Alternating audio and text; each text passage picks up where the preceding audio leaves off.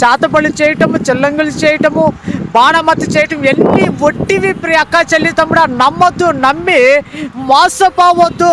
దేవుని యొక్క లేఖనం ఈ విధంగా తెలియజేస్తుంది. పౌలుసేలులో దేవుని యొక్క వాక్యము బోధిస్తుంటే ఆనాటి సమాజంలో ఉన్న శాతబడి చేసేవారు, మాంత్రిక విద్య నేర్చుకున్న వారు దేవుని యొక్క శక్తిని, దేవుని యొక్క వాక్యములో ఉన్న బలాన్ని గ్రహించి వారు నేర్చుకున్న పుస్తకాలు, చేతబడులు చేసే పుస్తకాలు, మాంత్రిక విద్య చేసే పుస్తకాలన్నీ చించేసి కాల్చి బూడిద చేసి ఈ దేవుని యొక్క లేఖనం, దేవుని యొక్క వాక్యానికి లోబడ్డారు. ప్రియక్క చలితప్పుడు చేతబడి పుట్టివి, చిల్లంగి పుట్టివి, బాణమతి పుట్టివి, దాటిలో ఏమీ లేదు.